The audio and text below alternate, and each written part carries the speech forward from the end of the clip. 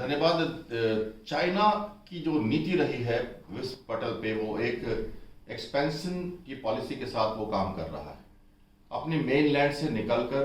वो चाहता है कि वो साउथ ईस्ट एशियन कंट्रीज या हमारे हिंद महासागर में या दूसरी जगहों पे अफ्रीकन कोस्ट तक अपनी पकड़ बनाए। और उस हिसाब से हिंद महासागर की अगर बात करें तो हिंद महासागर में एक ये जो स्ट्रैटेजिक लोकेशन है हिंद महासागर की, वो वैसी है कि मिडिल ईस्ट से होकर जो पेट्रोलियम का जो भंडार है वहां से वो पैसिफिक ओशन में जाने का यही एक समुद्र है जहां से सारे शिप्स गुजरते हैं। तो merchant shipping 40% of world trade यहाँ से रोज गुजर रही है। 8 डिग्री 9 डिग्री चैनल हमारी श्रीलंका और या हमारे लक्षद्वीप आइलैंड्स के नीचे से, श्रीलंका के नीचे से, और पोर्ट ब्लेयर हमारे जो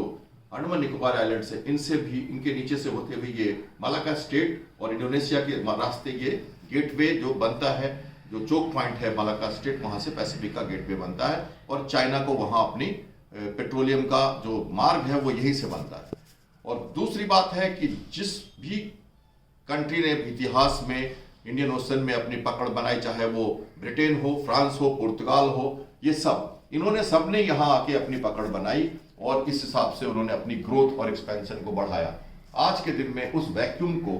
चाइना फिल कर रहा है और भारतीय हिंद महासागर में भारतीय नौसेना को इसके लिए बहुत मशक्कत करनी पड़ती है और इस कारण से भारतीय नौसेना पूरी तरह से अपनी ब्लू